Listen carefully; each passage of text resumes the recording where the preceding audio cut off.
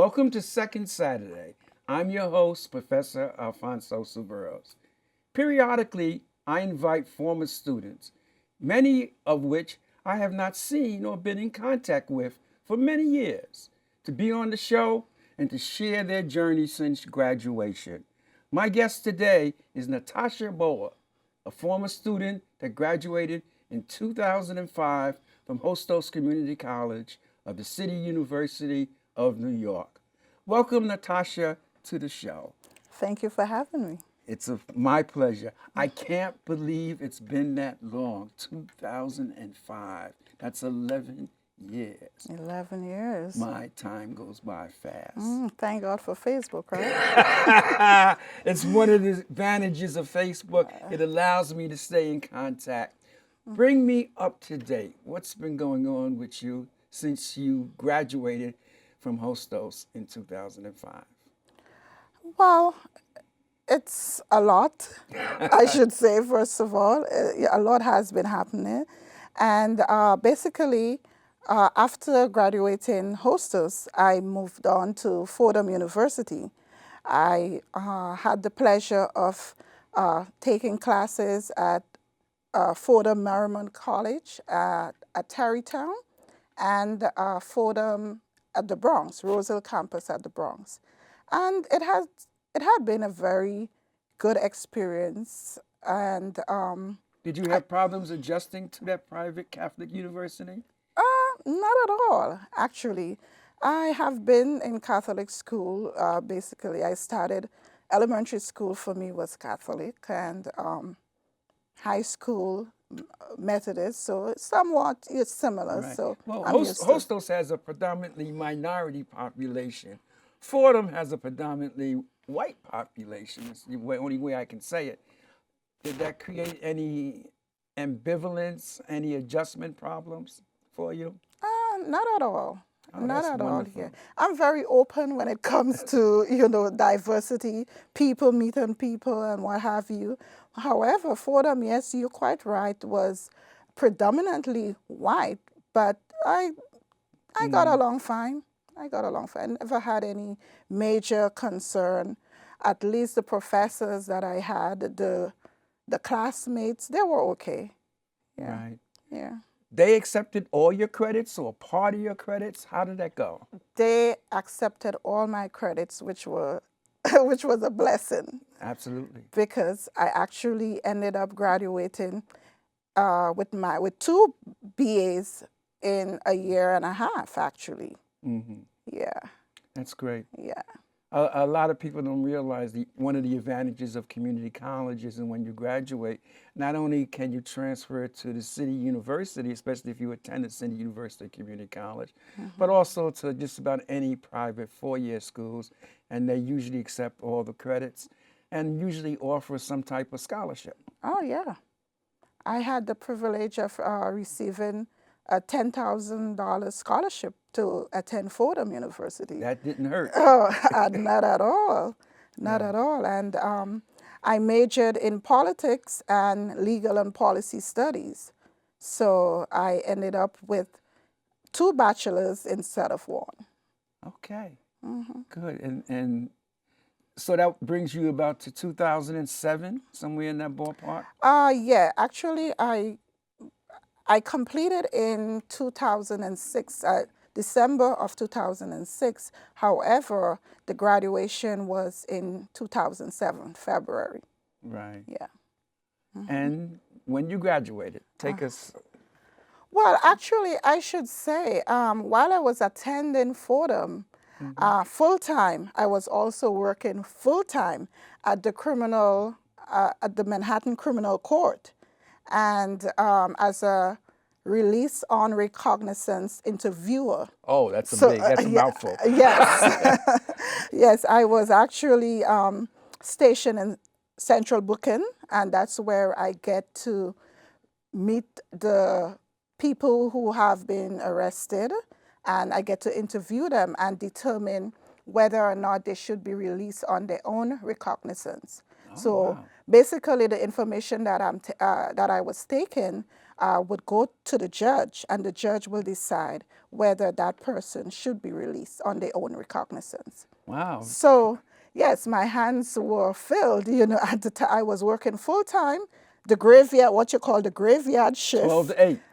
which was like 11 to 7. Okay, yes. And sometimes my schedule will run where I will, as soon as I get off work, I will have to run to the subway and try to get on that train in order to get the van to go to Tarrytown, which is the campus in Marmont. Yeah. Well, let's not forget, you were also a mom. Oh yeah. Oh yes. Yes, I had my son at that time, who is now 15. Right. Yeah. And actually, he's an honor student at Bishop Lachlan. Great, great. Yeah. Bishop Lachlan is a great school. Yeah. Yeah, so your hands was really full. Uh-huh. So you're in Fordham, you are working full time. When did you sleep? My God. Huh. Sleep. That was not really in my vocabulary, probably 2-3 hours sometimes. Yeah. Yeah. You had to be really motivated and focus on your goals. Exactly. Yeah. Because, I always believe that determination is the key to your success, no matter whatever obstacles that's in your Sure. path. Yeah. You have to be Right. determined. I think that's so important that people see obstacles. You need to see the obstacles placed in front of you as a challenge Yeah.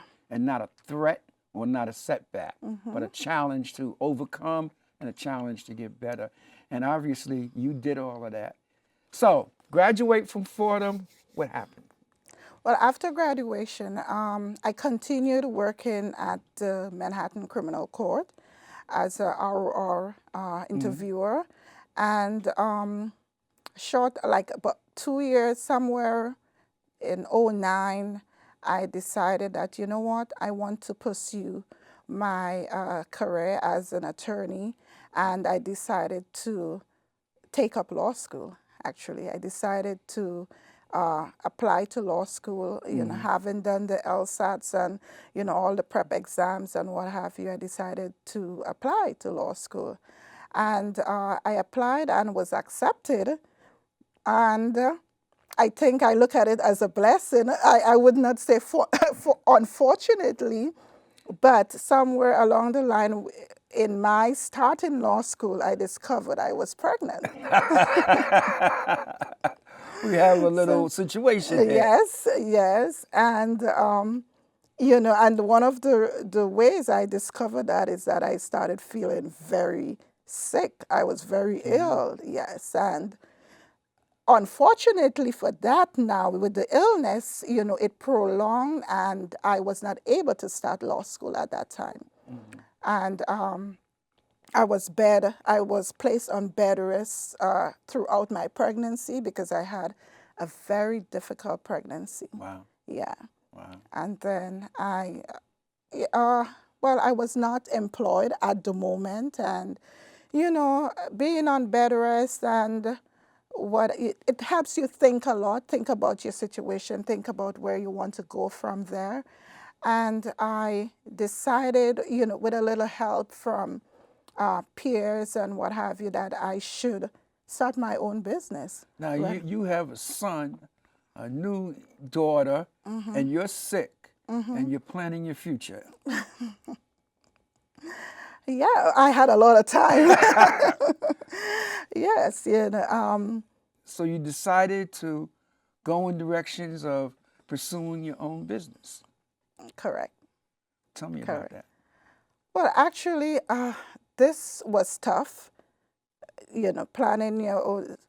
As a matter of fact, just the whole idea of starting your own business, and then, I'm not wealthy. I don't have money. I didn't have money at the time to start my own business, but I knew that I wanted to do something and to serve the community in which I live in, especially its high immigrant community. And also, there are a lot of things that a lot of information that people don't have that they should have, whether you're an immigrant or whether you're a native born.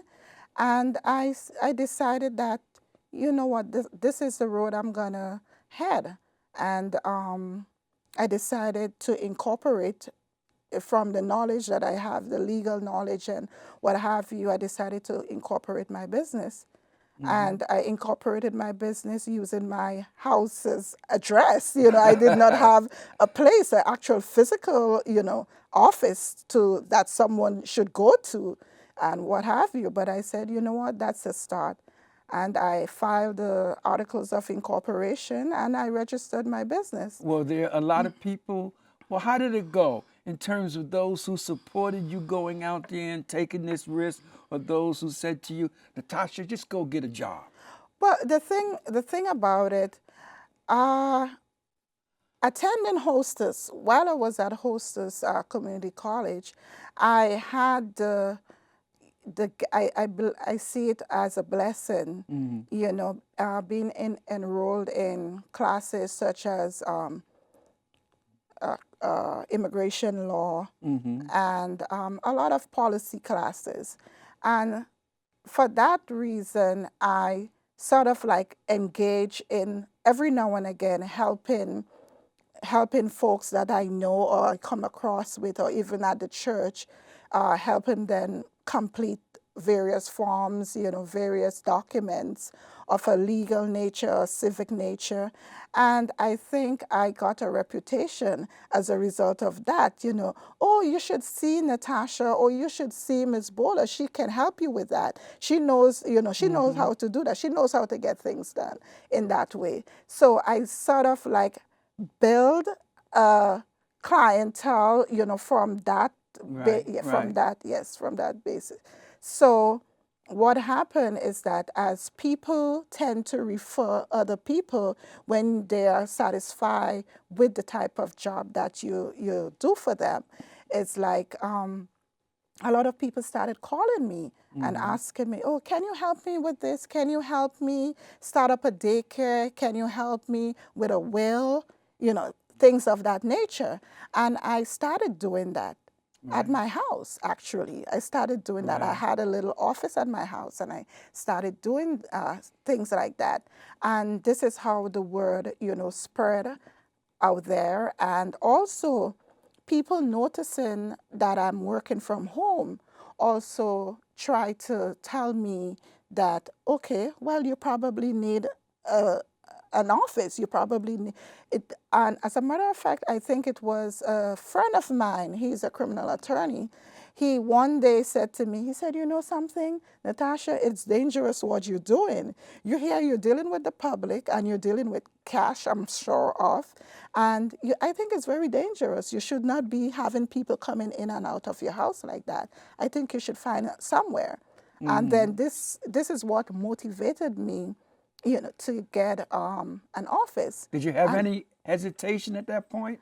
Oh yeah, because here he is telling me I need to get an office, but I don't have the funds. I didn't have the funds at the time to start to pay a rent or even a deposit, to start. Yes, and I had this client of mine who he was a pastor, and he said, you know something, I think I can help you where you can get a desk, at least, rented. You can rent from a friend of mine who I know has an office. He has a huge space, and you probably can rent a desk from him. And I said, oh, brilliant. That sounds great. And then one day he called and he said, oh, you know something? I think I find something for you. You're going to like it. And then he said, okay, when can you come? So I said, okay, well, I have the baby. By then I had the baby. Right. Right. And I said, okay. He said, can you come now? I said, okay. All right. Well, that is fast. And he said, oh, yeah, I think you should come now. And then my mom, who was alive at the time, I gave her the baby to, and then I drove over there, and that was it. And everything else just fall in line after that. I was able to rent. Actually, I didn't get the desk. What I got was an office space. So, and yeah, and here I am today, basically. And so, how's the business going? Oh, it's going great. It's going great. How, like in every small business, there is ups and there are ups and downs. Right. And but I would say it's going great because it sort of balances of itself, because there are times when it's really good and you're at a high point, Yes. and there are times when it's really low.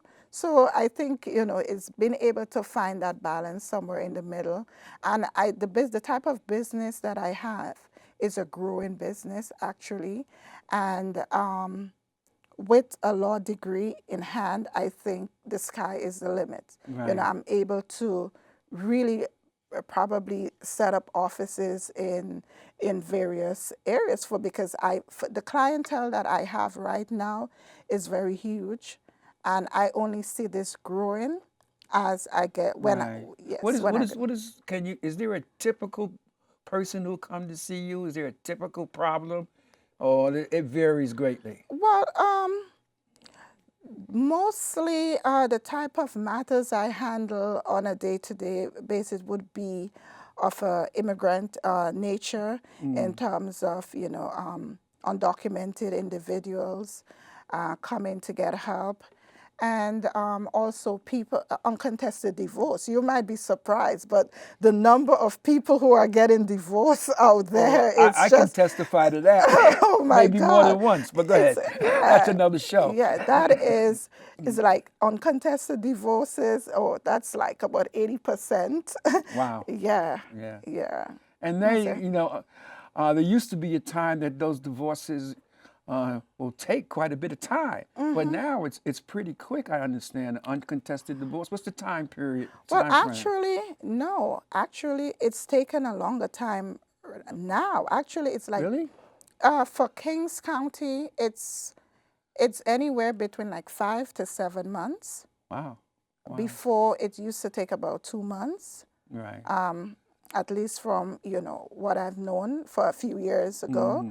And Manhattan is a bit it's a bit faster. They're probably 3 to 5 months, but it Right. varies depending on the county.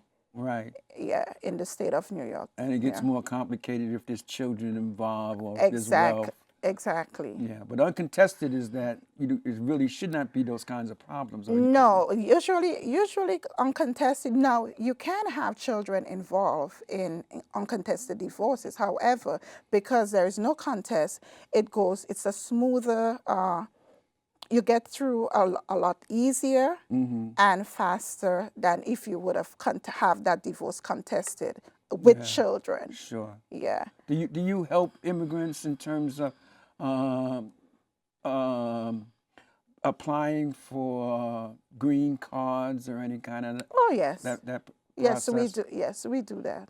And that's a pretty long process, I assume. It depends. Excuse me. Yes, it depends on the individuals. What are their needs?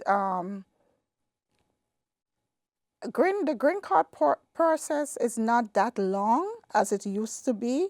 However, I noticed for the election year, things sort of slowed down because citizenship applications were given priority. Okay. Yeah, but green card basically can take anywhere between like 4 to 7 months. Okay. Green card applications, and citizenship applications can take like about approximately 5 to 6 months. Now Yeah. your business is located in Brooklyn, in Flatbush. Am I correct? Yes, Flatbush area. It's actually located 1705 Church Avenue. Okay. Yeah. And So what's the cross street? it's between East 18 and East 17th Streets. There's a name to the business? B&N Business Services Incorporated. Okay. Yes, and we're located at 1705 Church Avenue. Okay, we'll get that address again before we close the show. So you went out there on the limb and took a risk and opened your business. Yes. Have you ever had that in the back of your head that I'm going to own my own business, or this just wasn't part of your thinking? Actually, Not really. Although someone, I don't know if you would say prophesied, that I wouldn't say prophesied because I don't think she is like religious or what have you. But Yeah. but you can look at it like that. She told me so. She Mm. told me that I don't know if she had a vision or what have you, and she said, you know something, and that's when I was in college. While I was in college, Okay. yeah, she said, I see you having your own business. I said, well, I'm not too sure about that. I know that I'm going on to law school and I'm going to graduate as an attorney. And probably if you call that having your own business, okay, maybe I might have my own office. But Right, right. I never, no, I Never never envisioned. really envisioned that.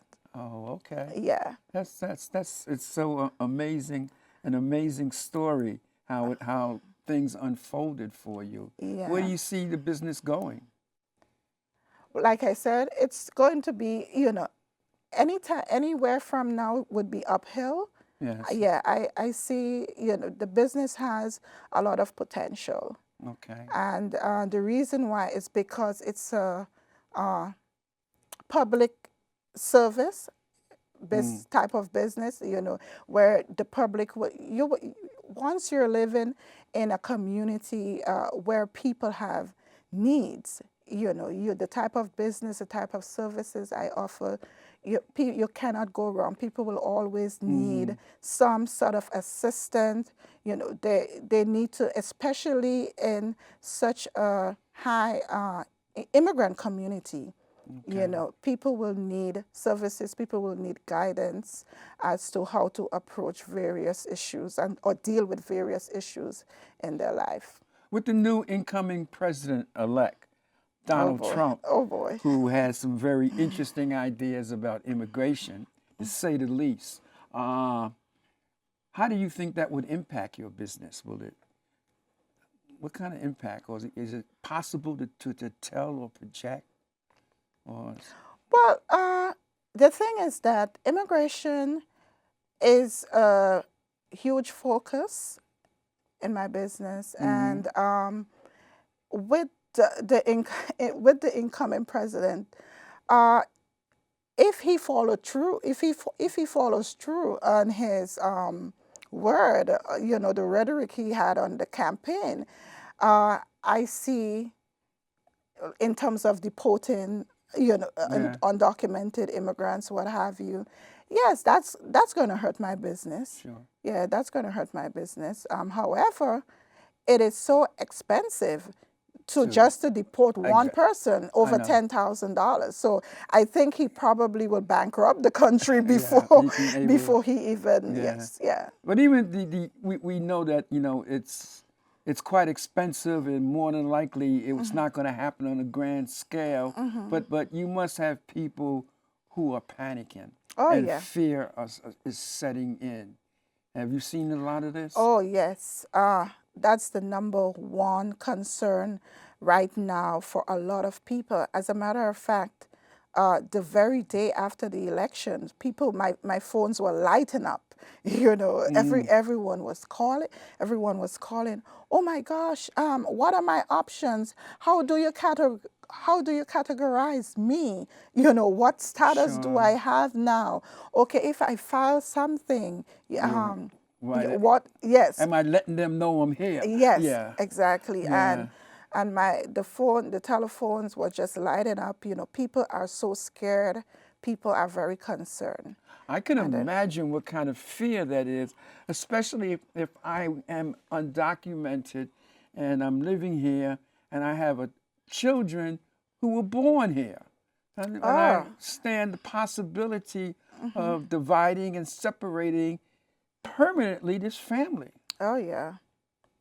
And I just think it's just inhuman. It's Absolutely. inhuman yet to do something like that, because here you are, you're separating families. You put it, Sure. you're separating parents from the children. Now, who are going to take care of the? Add with the courts. That sounds fascinating. So, you were documenting, getting information from people who were arrested, and submitting that to the judge to determine if this person should be release Release. on their own Right. recognizance. Yes. Wow. Yeah, meaning that there are people who are first-time offenders Yes. and just, probably in the wrong place at the wrong time, if you may say that. Sure. And but they're not really bad Sure. people. They're not really bad people. Absolutely. And now, if it happened that they're arrested, and what I would do, I would interview them, check to see if they have a criminal record, and what they do, where they live, and a lot of these, Sure. Sure. to determine whether that person Right. is more than likely they will not do whatever they did, whatever they got arrested for. Most likely they will not do that, or most importantly, they will not jump bail. Sure. Well, I guess that helped Yes. you build up your interviewing skills that you use today. Oh, really? Yeah. Thank Wow. you. Natasha, it went by so fast. It went by so fast. I have to have you back, and you have to give us an update in a year to see how things are going. I want to thank you for being here. Thank you. The pleasure is mine. Sure. I hope you enjoyed today's show. And again, special thanks to my guest, Natasha Bhola, and also the production team, We Did That. You can watch this episode again and past episodes on my YouTube channel named Second Saturday TV with Alfonso Siverls. And like us on Facebook at Second Saturday TV. And I will see you on the next Second Saturday.